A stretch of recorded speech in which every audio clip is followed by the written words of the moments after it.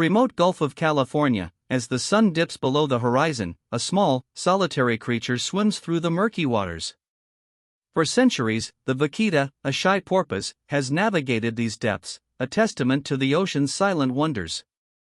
Yet, its story is now one of profound urgency. We live in an era where countless species are vanishing at an unprecedented rate, pushed to the brink by human activity. Today, we journey to the very edge of life, to meet the rarest creatures on Earth, those clinging to existence with the desperate hope of one more sunrise. From the deepest oceans to the highest mountains, countless species face an existential threat. This isn't just about losing a few animals, it's about the unraveling of complex ecosystems, the loss of unique evolutionary masterpieces that have adapted over millions of years. Our focus today is not on the concept of rarity itself, but on the species whose rarity has become a symptom of a larger, more critical condition. They are teetering on the edge of extinction. Each one represents a desperate fight for survival, a last stand against an encroaching silence. For biologist Andrea Navarro, the plight of the vaquita is a daily heartbreak. Since she first joined the conservation efforts a decade ago, the numbers have plummeted. This tiny marine mammal, endemic to a small region of Mexico's Gulf of California, is the most endangered cetacean on Earth.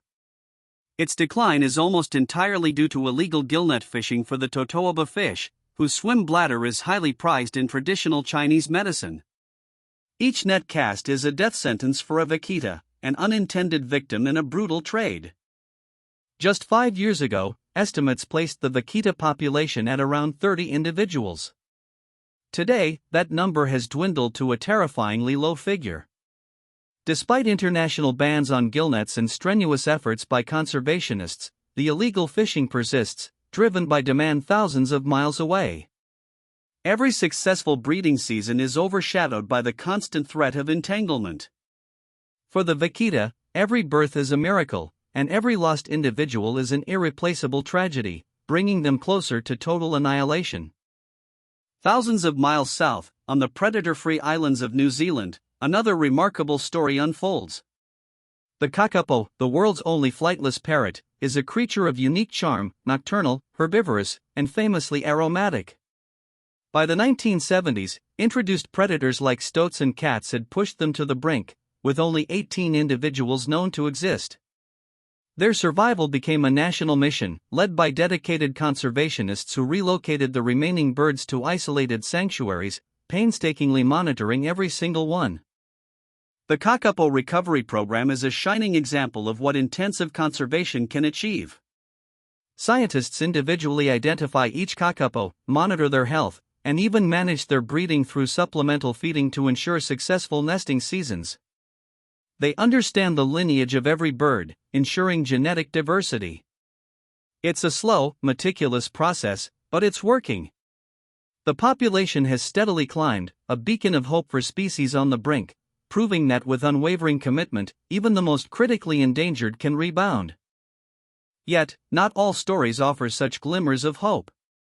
In the dense forests of Asia and Africa, the pangolin faces a crisis of unparalleled scale.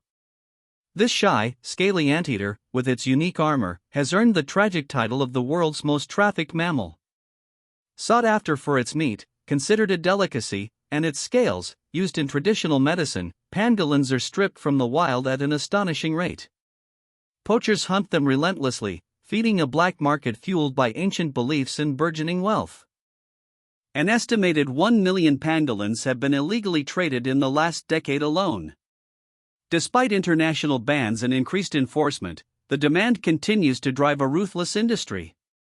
Dr. Li Wei, a wildlife veterinarian in Southeast Asia, recounts the heartbreaking scene she witnesses daily: injured, stressed pangolins seized from traffickers, many too weak to survive. Their reclusive nature makes it difficult to study and conserve them effectively, meaning we are losing these gentle creatures before fully understanding them. High in the snowy taiga forests of the Russian Far East, the Amur leopard, the rarest big cat on Earth, stalks its prey. Its stunning, thick coat provides perfect camouflage against the stark winter landscape.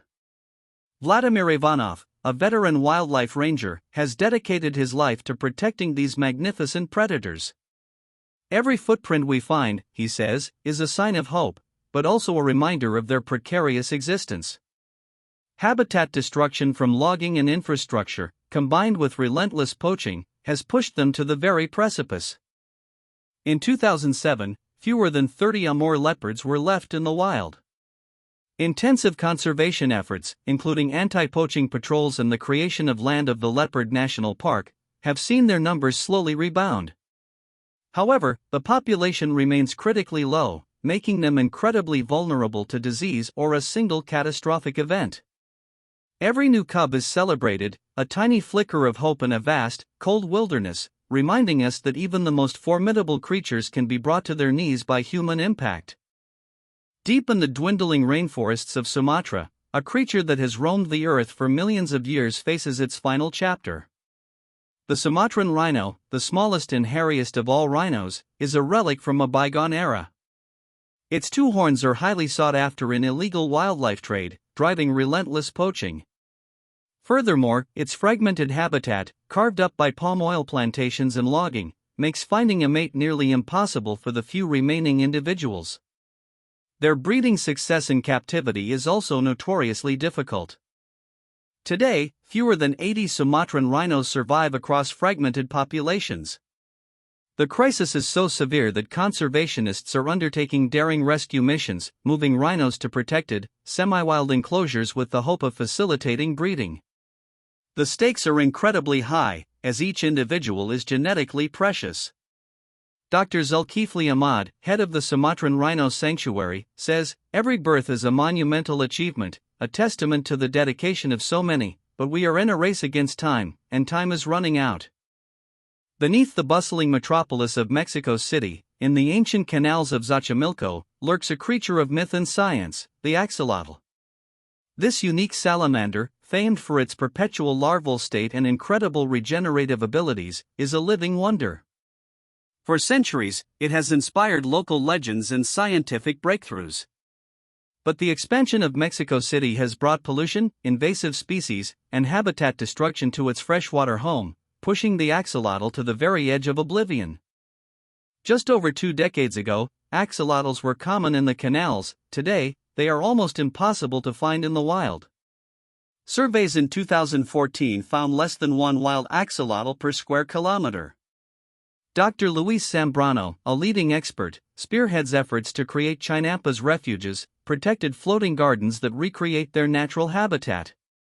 Saving the axolotl isn't just about one species, he explains, it's about saving the entire Xochimilco ecosystem, a vital cultural and ecological heritage. Their future hangs by a thread, a stark reminder of urban impact. Deep within the remote Annamite mountains of Vietnam and Laos, lies one of the most mysterious mammals on Earth, the saola. Discovered only in 1992, this shy, deer-like creature with long, straight horns is so elusive that it's often called the Asian unicorn or forest ghost. Rarely seen, even by scientists, its existence is primarily confirmed through camera traps and local accounts. Its extreme rarity makes conservation a monumental challenge. How do you protect a species you can barely find? The saola population is estimated to be in the low hundreds, possibly even dozens. Its primary threat comes from intense snaring, set for other animals like civets and wild boar, but which indiscriminately traps the saola. Conservationists are working with local communities to remove snares and establish protected areas, but the vast, rugged terrain makes enforcement incredibly difficult. Each passing year without a confirmed sighting raises fears that this magnificent, mysterious creature might vanish before we truly get to know it. On the small, isolated islands off the coast of Chile, and in a tiny patch of mainland forest, lives the Darwin's fox. Named after Charles Darwin, who first documented it during his Beagle voyage, this small, dark canid is a living testament to island evolution. Its isolation has historically protected it, but now, it makes it incredibly vulnerable. Habitat fragmentation from agriculture and logging, coupled with disease transmission from domestic dogs, poses an immediate threat to its tiny populations. With an estimated population of only a few hundred individuals, the Darwin's fox is critically endangered. Conservation efforts focus on creating ecological corridors to connect fragmented habitats and implementing vaccination programs for domestic dogs to prevent the spread of canine distemper. For Dr. Eduardo Silva, who has studied these foxes for decades, every patch of forest, every healthy fox, represents a delicate balance that we must protect. Their future, like so many others, depends entirely on our actions. These individual stories, though heartbreaking, are symptoms of a global crisis. The primary drivers of extinction are alarmingly consistent: habitat destruction and degradation, primarily from agriculture, logging, and urbanization; illegal wildlife trade driven by demand for exotic pets, meat, or perceived medicinal properties; climate change altering habitats faster than species can adapt; and invasive species outcompeting or preying on native wildlife. The web of life is being torn apart thread by thread. Yet, amid the grim statistics, there is hope. Dedicated scientists, rangers, and local communities worldwide are fighting tooth and nail. They are establishing protected areas, implementing anti-poaching measures, running captive breeding programs, and restoring degraded habitats. Organizations like the IUCN maintain the Red List, meticulously assessing species vulnerability, providing critical data for conservation strategies. It's a testament to the human spirit's capacity for empathy and action, a recognition that every species saved is a victory for all life on Earth.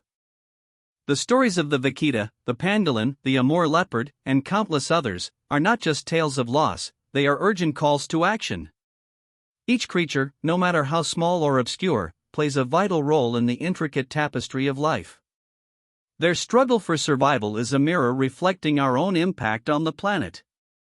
By understanding their plight, supporting conservation efforts, and making conscious choices in our daily lives, we can become part of the solution. The future of these rare, magnificent creatures, and indeed our own, is intertwined.